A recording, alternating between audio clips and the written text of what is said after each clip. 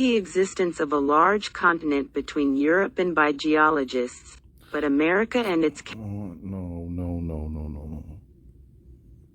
No, let's see.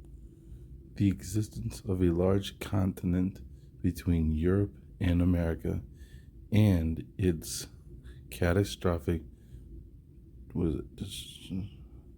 Hold on. America and its catastrophic disappearance are, as I said before, generally admitted by... We'll pick up here then. Oh, no.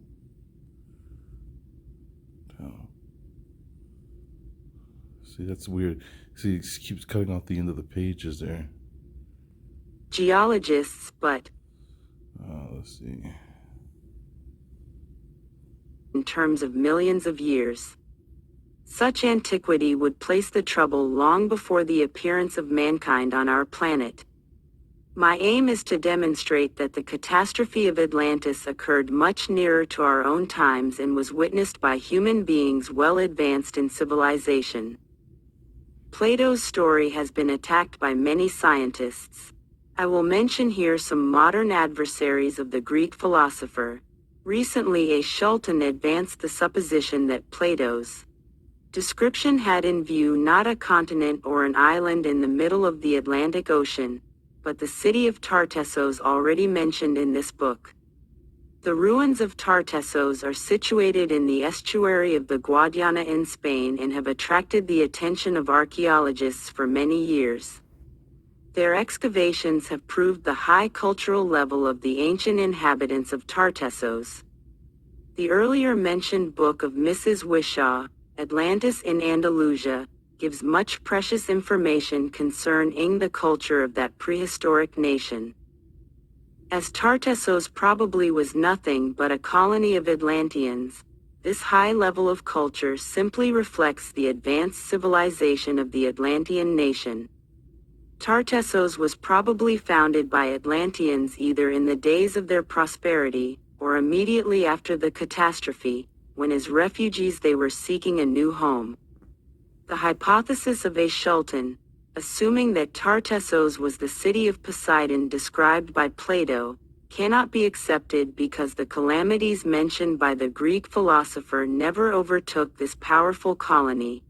Its ruins stand on firm land and give no indication whatsoever of having ever been submerged or subjected to destructive earthquakes. A French geographer, Berlou, published some 50 years ago the history of the Atlanteans, aspiring to demonstrate that Plato's Atlantis was situated among the Atlas Mountains, in the northwestern corner of the African Mediterranean shore. The work of Berlou is worthy of consideration and is supported by many serious proofs. It is necessary to underline that the opinions of the French geographer are partly confirmed by the recent research of the German scientist, Dr. A. Hermann. Before I dedicate some pages to his conjectures and calculations, I find it necessary to review certain statements of the classical author's record that very long ago a river, called Geographers, by the name of an ancient god Triton, discharged itself into the Mediterranean Sea on the northern African shore. A city dedicated to Poseidon stood on an island in the estuary of this Tiber. Describing the researches of Burchard, we have already seen there were many Atlantean colonies in Tunisia, and it is possible that the city in the above-mentioned estuary was one of them. According to the testimonies of the ancient authors, this city had a circular shape with a radius of 656 yards. The existence of a city of Poseidon on the North African shore has been for a long time considered a fiction, like Plato's story of Atlantis. But 1931 came and Hermann found the vestiges of Poseidon's city in Tunis. The German scientist had worked already for a long time in southern Tunis, in the land of the Kabyles, on the archaeological excavations in Shat el Jarid. His researches some years ago justified the old hypothesis concerning the large salt marsh between Nefta and the Gulf of Gabesh, which is called now Shat el-Jarid. This is proved to be nothing more than the dried bottom of an interior sea, the Triton Sea, which long years ago was connected with the Gulf of Gabesh. This discovery of Hermann accords with the hypothetical map of the Mediterranean Depression, which depression later, after the formation of the Straits of Gibraltar and the destruction of the European African Isthmus, was called by the name of the Mediterranean Sea. This map has been traced out by the Chilean scientist, Luis Thayer Ojeda, whose works are mentioned in detail in a later chapter of this book. Once the location of this prehistoric interior sea had been determined, Hermann began to seek also the Triton's River. In the course of these researches, the German archaeologist discovered west of the oasis Fawa, under the sandhills, the vestiges Atlantis. 58. Of a prehistoric city which corresponds in full to the ancient descriptions of Poseidon's city. He found under one hill of sand and petrified slime clay, vessels of hitherto unknown shape, household goods and pieces of ostrich eggshell with artistic carving. These ostrich evidently served for ornamentation, as they do even now in Egypt, Palestine, Arabia, and northern Africa. Dr. Hermann hopes to make much more interesting finds and, when the mighty strata of sand and alluvium are removed, perhaps even to uncover the ruins of Poseidon's city itself. Eggs. The German archaeologist is convinced that the priests of Say had in view this particular African city when they told Solon about the Atlantean capital. Here Hermann contradicts the French geographer Berlioz, who placed Plato's Atlantis more to the west, near the Atlas Ridge. Dr. Hermann considers that Solon conversed with the priests of Say through interpreters, who might erroneously translate the Egyptian measure of length, the shoinos, which corresponds to 1 foot, as the Greek stadium, which is 604 times longer. According to Hermann's opinion, this mistake had the following consequence. Solon, as well as Critias and Plato, gave to the Atlantean capital colossal dimensions. The German archaeologist came upon this conclusion by chance. Deeming the dimensions of the capital of Atlantis too improbable, he tried substituting feet for stadia and arrived at a diameter of 1750 yards, which corresponds perfectly, as it happens, with the diameter of the ruins in Shat el-Jarid. By this method he found also that the canal, which united Poseidon's city of Atlantis with the sea, should be only 13 feet wide, which corresponds again with the width of the ancient canal excavated in Shat el-Jarid. Although Plato affirms that the island of Atlantis was in the middle of the ocean, Drive Hermann believes that the ocean, which, according to Plato, surrounded the island of Atlantis, was nothing more than an interior sea, the remainder of which is now Shat el-Jarid. The German scientist found also the old bed of the above-mentioned Triton's River, and the ruins are at its former estuary. These discoveries of Hermann seem to close definitely the controversy between the Atlantologists and their adversaries. All 59 attempts to determine the geographical situation of Plato's continent, or island, would also be settled forever, if the conclusions of the German scientist were not met by some very serious objections. Firstly, Plato, writing about the magnificent Poseidonis, could not have had in view a comparatively insignificant settlement on the North African shore. He would not describe it in such a high-flown style and with such numerous details. It also seems unlikely that the priests of Say would describe an insignificant colony as a magnificent and mighty metropolis of a powerful prehistoric empire. Also, the ancient authors who mentioned Poseidon's city in the estuary of the Triton's River would inevitably retell also the legends concerning Atlantis. They evidently did not do so for the reason that these two cities had nothing in common. Secondly, The disappearance of Atlantis was accompanied by phenomena quite different from those which were involved in the disappearance of the city at the estuary of Triton's river. While the capital of Atlantis sank into the ocean, in the case of the other town the sea receded from it and left it in the dry river bed a prey to the desert sand. Thirdly, I feel Hermann's hypothesis concerning Solon's erroneous interpretation of the Showinos is rather far-fetched.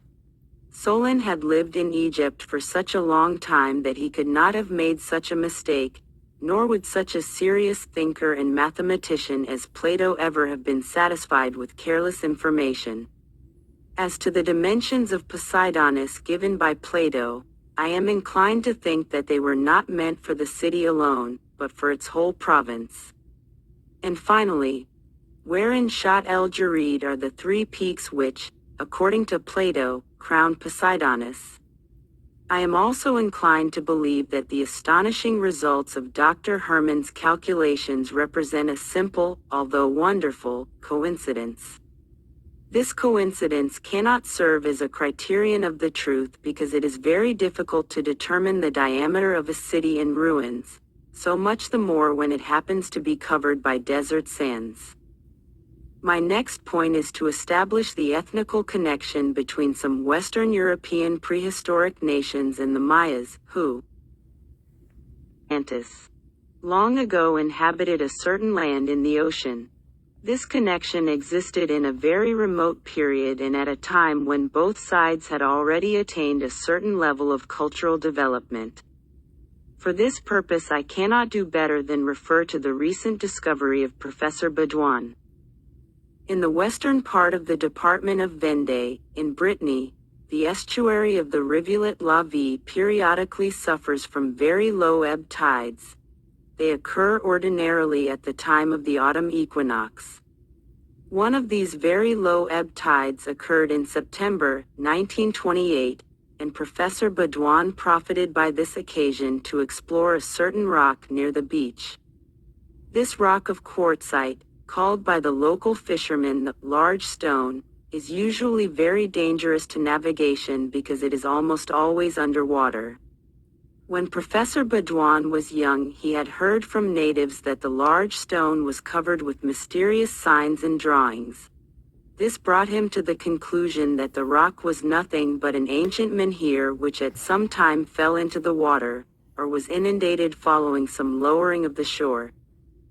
On the day of the fall equinox, Professor Baudouin went in a boat to the large stone and began to clean it of slime and seaweeds. This work was difficult because the stone was covered by a thick layer of various deposits, but, when the operation of cleaning had been concluded, Baudouin saw amazing bas-reliefs on the surface of the stone.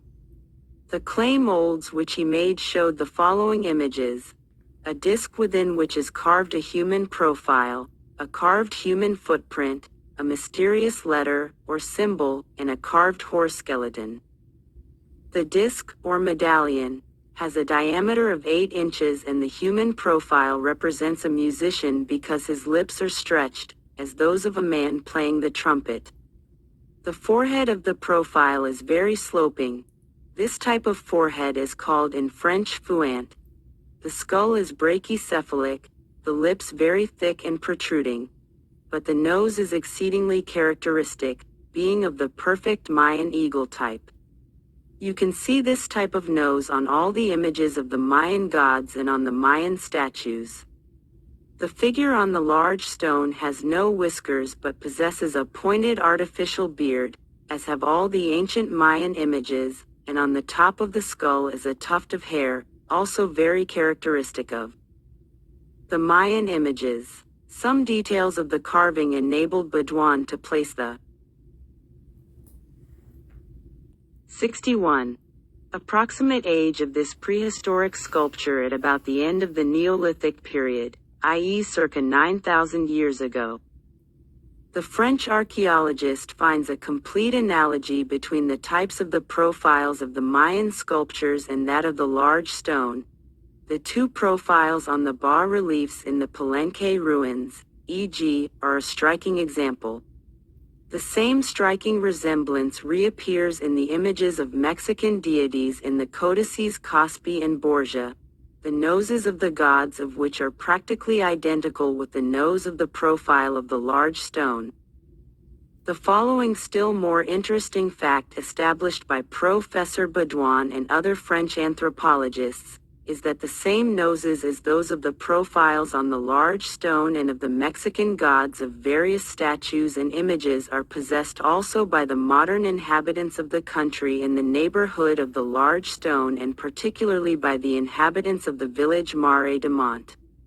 Many peasant families have inhabited this region for generations, sometimes since the remotest times, and minute investigations have failed to determine even approximately the epoch in which their ancestors settled in Brittany.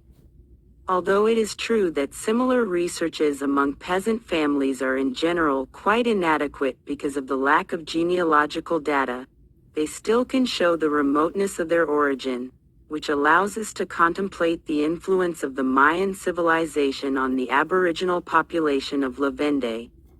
At any rate, the frequency of Mayan eagle noses in La Vendée and throughout Brittany is definitely established by the anthropologists.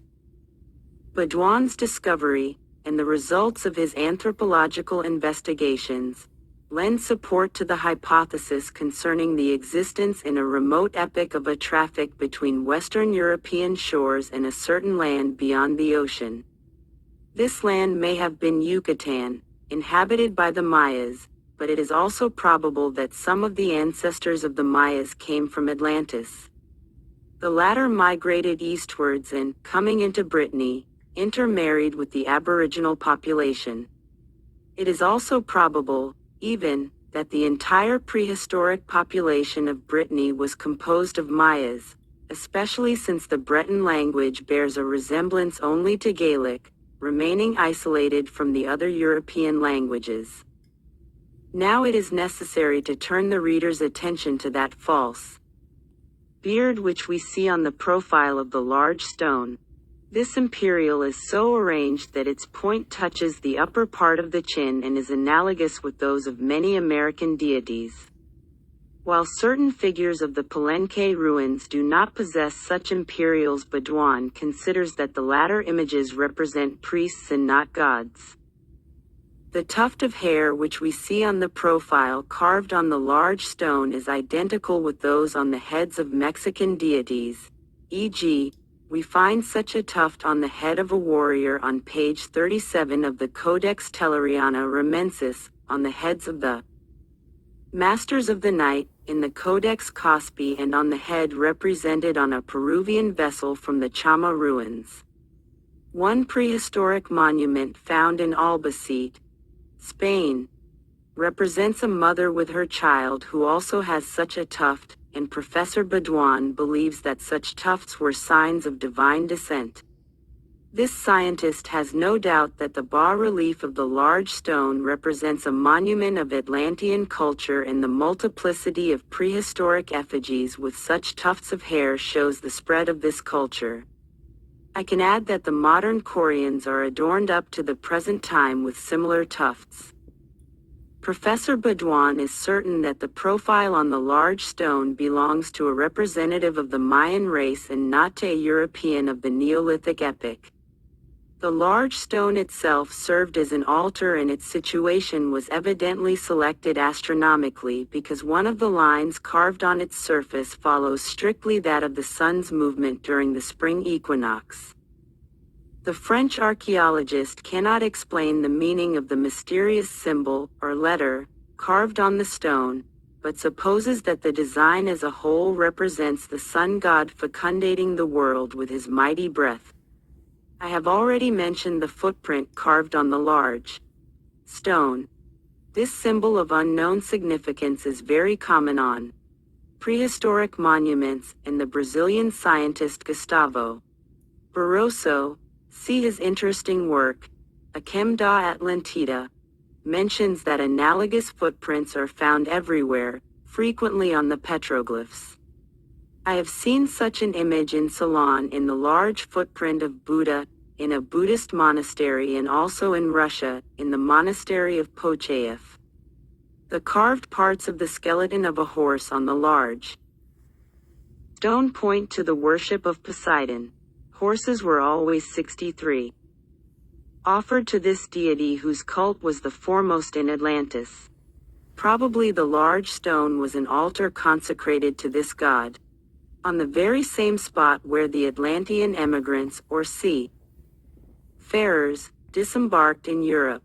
Maybe the newcomers celebrated on this altar a thanksgiving to Poseidon, the terrifying master of the seas, for their safe arrival on the shores of Savage. It is possible that not only the Bretons and Irish derived their origin from the Atlanteans, but also the Picts and Scots.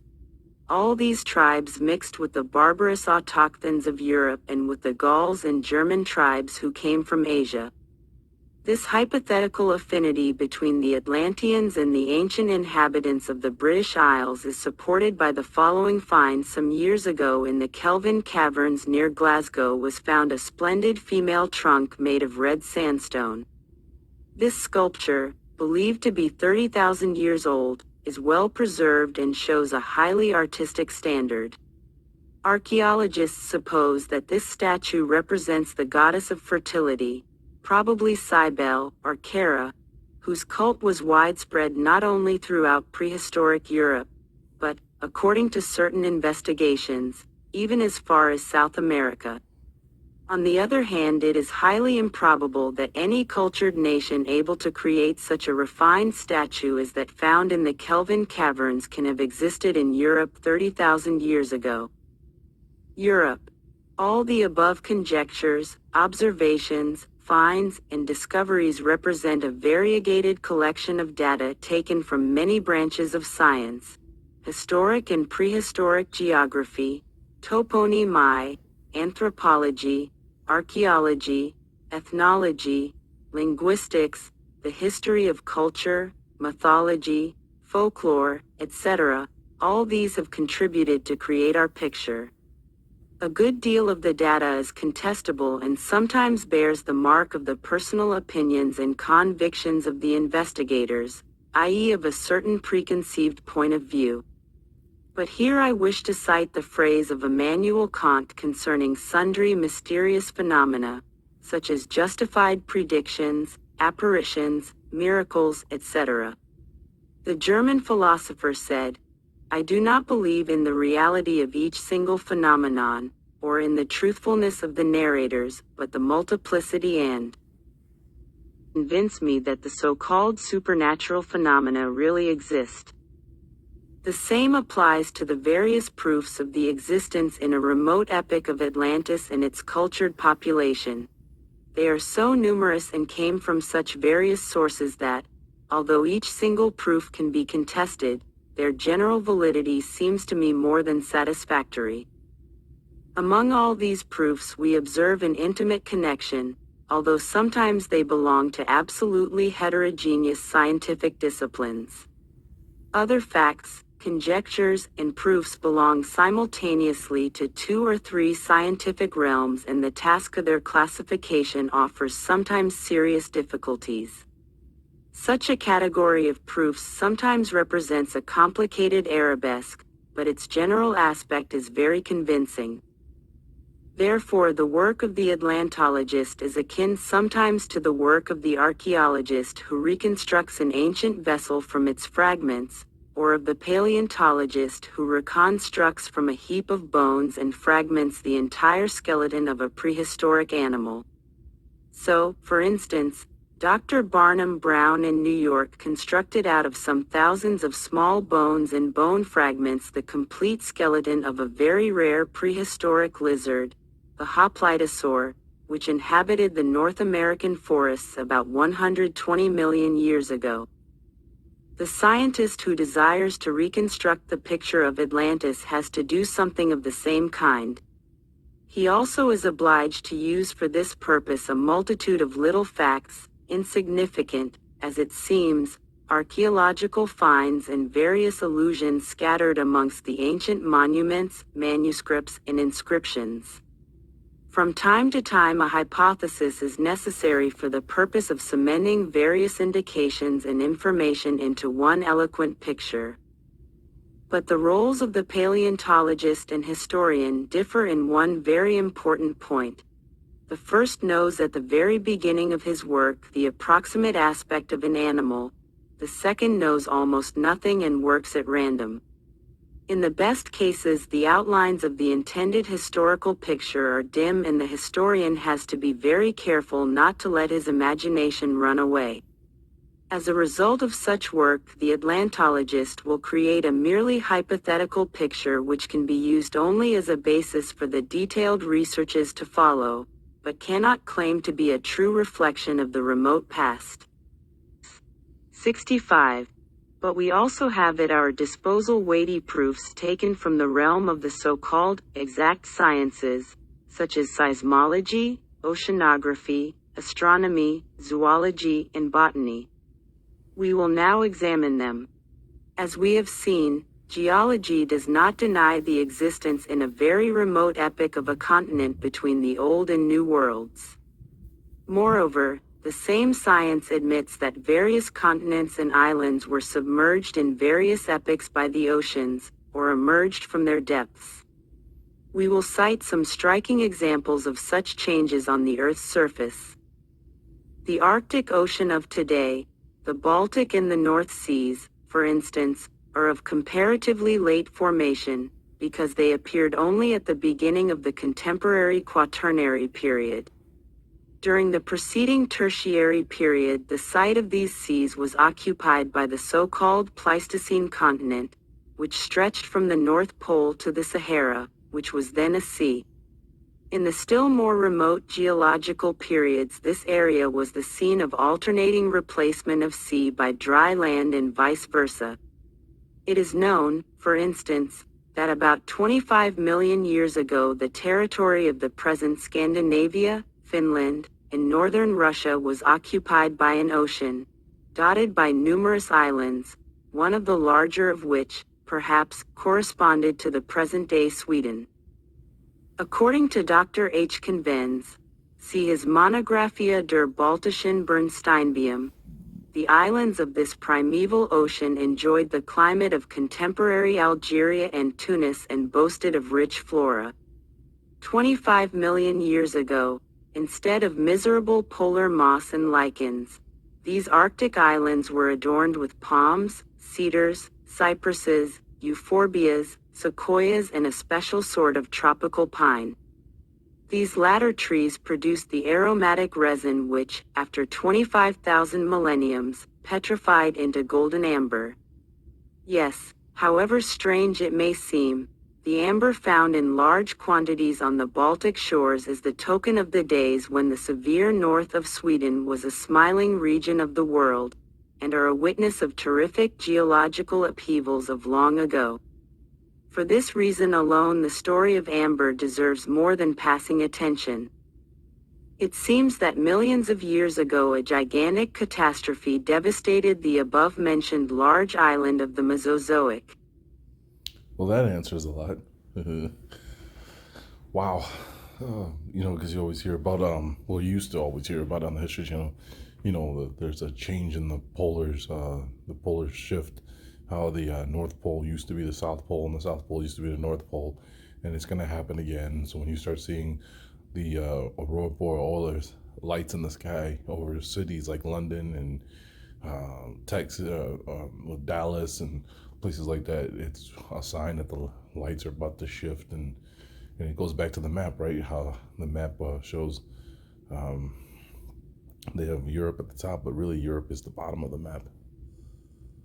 Then it takes you back to scripture too, because what does that verse say in the book of was it Jeremiah? What's his name? It says, God will come out of the south, out of Mount Peor. I don't know. I always struggle with that though, because of the North Star. North Star always points north, so how could the south be the north and the north be this, or whatever, flip like that? Anyways. Shadow of Atlantis. Period. Violent cyclones uprooted the trees and laid waste tropical forests, destroying the abodes of billions of insects. When the hurricanes were over, the surviving giants of the forests attempted in vain to patch up their wounds by the secretion of resin, which flowed abundantly from broken trunks and branches. The virgin Mesozoic forests perished, and later on the sea flooded the land, covered by the skeletons of subtropical trees, buried under a thin layer of their own golden resin. During the following hundreds of millenniums, this resin hardened in the water, and the sea currents dragged it to every corner of the newborn Baltic. A legend relates how once an unknown fisherman of these shores, pulling in his net, noticed in it strange dark yellow stones, entangled amongst the seaweeds. Thrown into the cooking fire, these strange light stones burned brightly, to the astonishment of the fishermen. Thus was discovered amber, or the burning stone, Brennstein in Old German, later on Bornstein, and at present Bernstein. It is not known precisely when and by what tribe amber was discovered. Perhaps it was first found by the semi-legendary Teutons, the ancestors of the Goths, or even by the ubiquitous Phoenicians, who in antiquity adventured as far as the Baltic shores. At any rate, H. Schliemann's excavations have shown that as early as 2000 BC the Mycenaean kings placed amber necklaces in the tombs of their favorite concubines. Chemical analysis has demonstrated the presence in the Mycenaean amber of the so-called succinate acid, so characteristic for Baltic amber, and it is evident that the Mycenaean epoch was familiar with the Zamlin amber beds, the richest in the Baltic. It is also established that, hundreds of years later, the black-haired Roman matrons adorned themselves with German golden stones, which they bought from the Syrian merchants in the Via Sacra. In the days of the Emperor Augustus, amber was the most fashion. Able stone amongst the ladies of the Roman aristocracy, Pliny dedicated much of his attention to Baltic amber and recorded the hypothesis concerning its origin which circulated in his days. The Greeks, for instance, supposed that amber, or electron, as they called it, originated from the hardened secretions of certain sea animals, or even was simply sea foam, hardened by the action of the sun's rays. The Greek myth about Phaethon relates that, when the irate Zeus threw Phaethon's chariot into the infernal river of Eridan, the sisters of the unfortunate competitor of Phoebus were transformed into poplars and for a long time shed tears which became amber. The great Aristotle in the 4th century BC was the first to suggest the correct theory of the origin of amber. This remarkably versatile scientist declared that, in his opinion, amber was nothing else than the petrified resin of certain trees. Pliny adopted the theory of Aristotle probably because, serving in Roman cavalry stationed on the Baltic shores, he had an opportunity of making observations on the spot, which corroborated the insight of the great Greek. The sound deductions of Aristotle and Pliny were soon forgotten, and in the 15th to 18th centuries we come upon erroneous hypotheses, advanced by George Bauer, nicknamed by Science Agricola, Bombastus Paracelsus, and even by the great Buffon. All of them agreed that amber is of mineral origin, something like the asphalt of the Dead Sea in Palestine. The opponents of Aristotle attempted to contradict his theory by asking why only insects are found in this petrified resin and never fish and shells. The reply to this objection is very simple. The sinking of the Mesozoic archipelago occurred at a time when the resin was already so dense that the sea animals, or fish, could no longer penetrate it. However, we know of several incidents of amber having been found with small crabs inside it. Amongst the 70,000 amber exhibits in the Königsberg Museum, not one piece contains seaweeds or fish, but one can see in many of them the leaves of plants of the Mesozoic period and about 2,000 species of now extinct insects, imprisoned in their transparent golden sarcophagi. Pliny expressed the conviction that such plants and insects belonged to the flora and fauna of Scandinavia contemporary to his period. If the latter is really a part of the above-mentioned Mesozoic island, we have to admire the perspicacity of the famous naturalist. In all, about 220 sorts of amber are recognized, but the best is, as it was 3,000 years ago, that beautiful amber which, in the metaphor of Pliny, resembles in its transparency and pale gold color the precious Falerno wine. The ancients considered amber the best remedy against kidney calculi, and this reputation lasted into the Middle Ages. We know, for instance, that Martin Luther wore permanently a small amber necklace in order to cure his kidney affliction.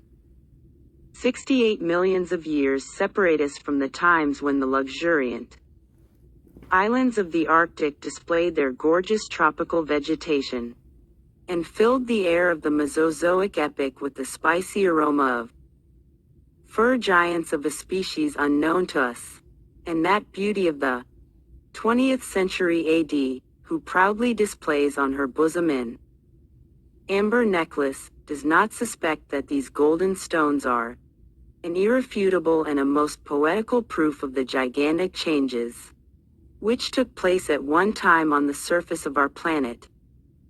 Among the submerged continents, the so-called Lemuria particularly is worthy of consideration, because the fate of the legends describing its disappearance resembles the fate of the traditions concerning Atlantis.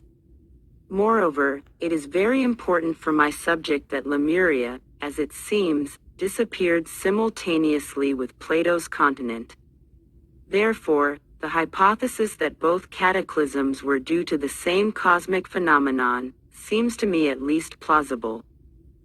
The ancient classic authors affirmed that some millenniums ago a vast continent with a highly cultured population existed in the Indian Ocean between Africa, Arabia, and Hindustan, and stretched much farther eastwards. In that remote epoch the moon, Selene in Greek, according to the said authors, did not yet exist, and so the inhabitants of the legendary continent were called by the Greeks Preselenites.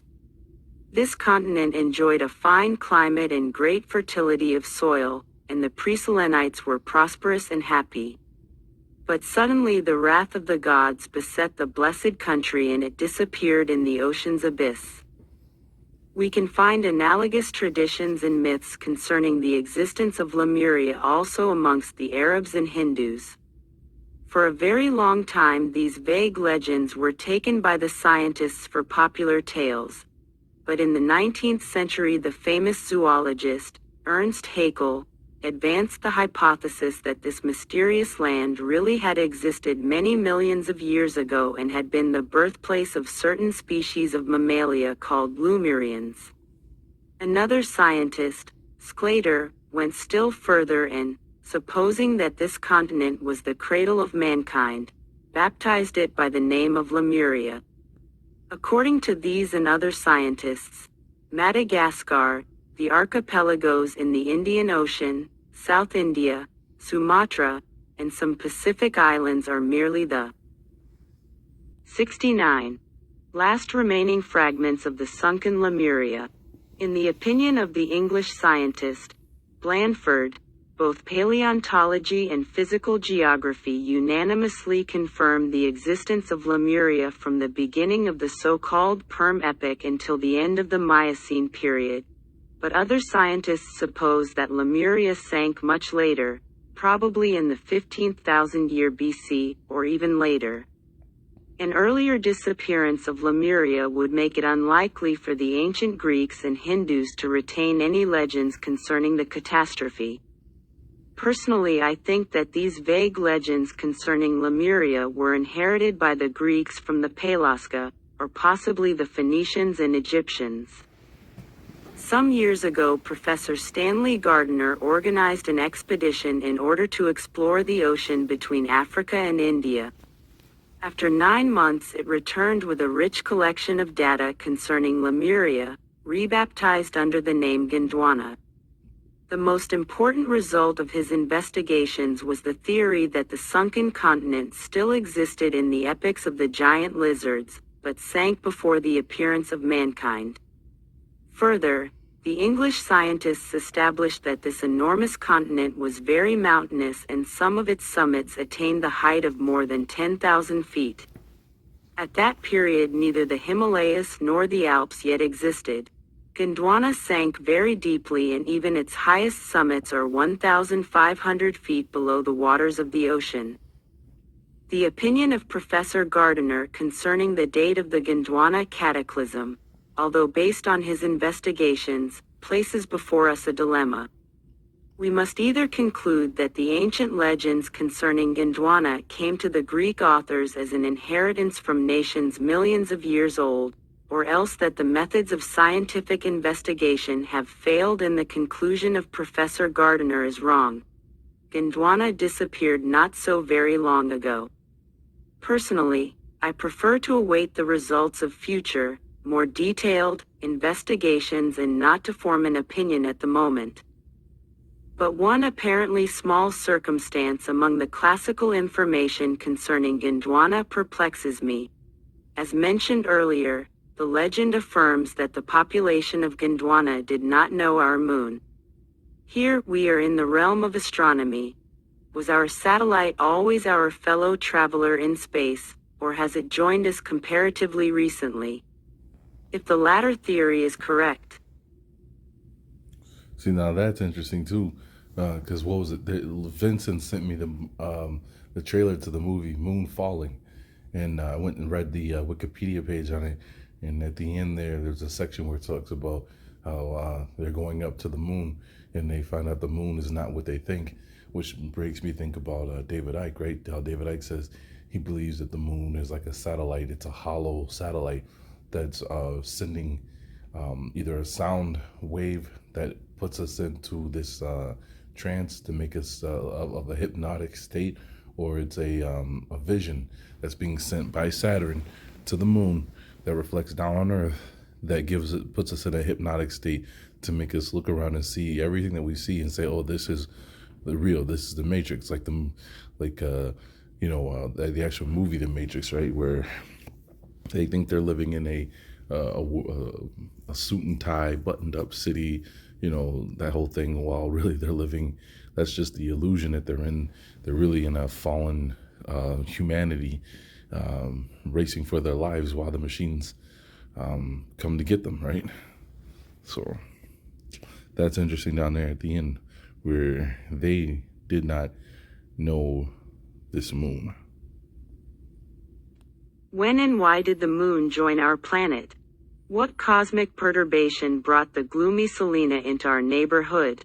My reader will note that many tribes have analogous legends concerning the moon and its recent appearance in the heavens. Many legends mentioned in this book tell that there was a time when mankind was without the gentle moonlight. Here is another example of an analogous character. The Polynesian myths tell us about a mysterious continent which existed a long time ago in the Pacific Ocean.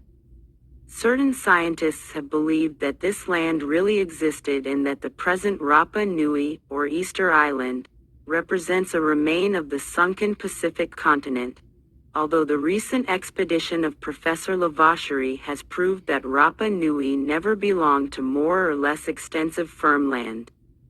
On the other hand, it is quite probable that a continent really has existed in the Pacific. Some years ago in southern Australia were discovered prehistoric cavern paintings. They belonged to the cavern men who inhabited that country many millenniums ago. In those paintings are seen artistic images of alligators, which never have existed in Australia, and Professor Montford concludes that the prehistoric painter could have found the subject of his creations only on the hypothetical continent which once connected Australia with southeastern Asia, or elsewhere in the vanished Pacific territories. The South African Bushmen affirm that a long time ago a vast continent existed west from Africa, but was sunken by the wrath of gods.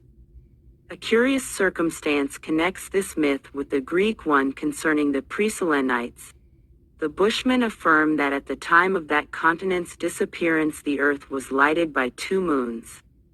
Later on we will try to analyze this myth, but for the moment I would like only to attract the attention of the reader to this curious circumstance. The catastrophe legends of various tribes are often linked up with the moon.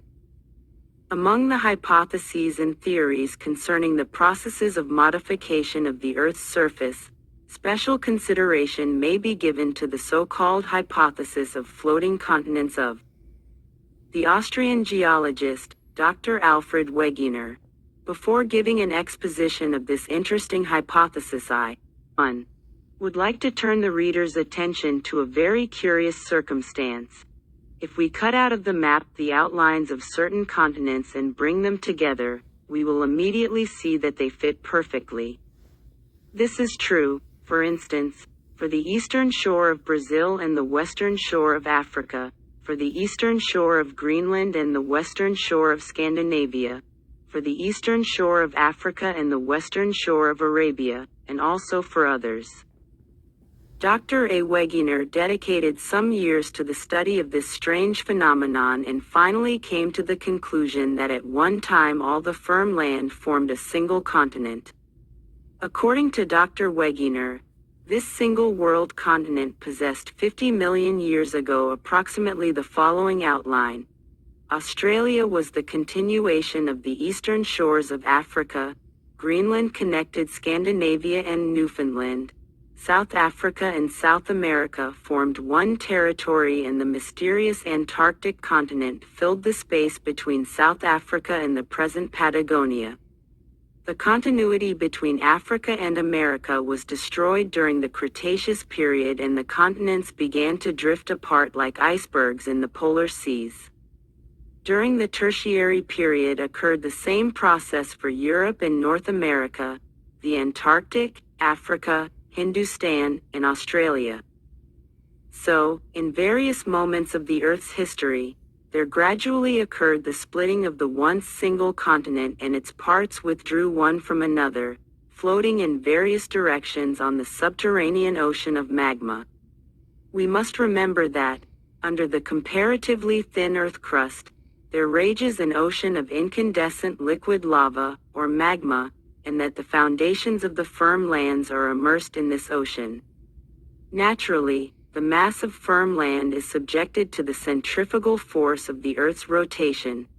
This force split the primeval single continent, and its parts began to glide apart with a velocity of about 2 miles per million years. According to Wegener, the separation of South America and South Africa took place perhaps 30 or 40 million years ago, but the separation, for instance, of Ireland and Newfoundland occurred much later, about 3 million years ago, and Greenland left Europe very recently, only 50 to 100,000 years ago. If the latter event is correctly dated, it would have been witnessed by the primeval races which inhabited Europe and Greenland. During that epoch, according to the opinion of Dr. Wegener, this movement of the firm land continues today with various velocities for different parts. Greenland possesses a maximum velocity of about 6 feet per year in a westerly direction. At first sight, this theory seems to deprive the Atlantologists of one of their best arguments, but later on I will show that Wegener's hypothesis is not really contrary to their theory.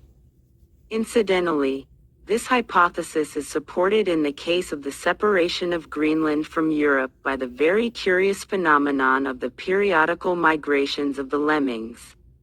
In northern Scandinavia, these little rodents represent a real calamity for the farmers because, like all rodents, they are incredibly prolific. But when their number increases beyond the resources of a given region, they gather together in millions and depart.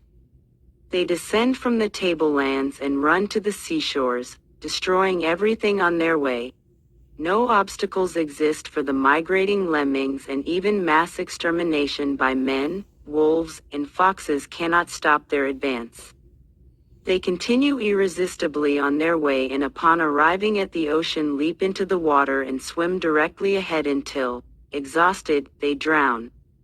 Scientists have attempted many explanations of this strange mass madness of the lemmings, but the hypothesis of Wegener has been recognized as the most plausible hypothesis.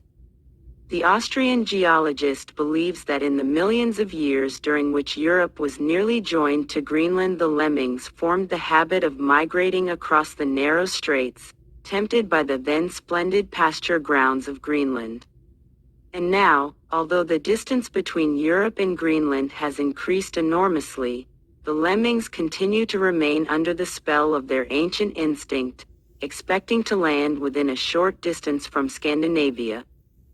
It is very interesting to note that the Norwegian legends affirm much the same. They report that the lemmings came to Norway from a certain sunken continent and that when they leap into the sea, they intend to swim to their birthplace in the west. I agree with the explanation of Dr. Wegener, but I can hardly accept the genuineness of the Norwegian legend.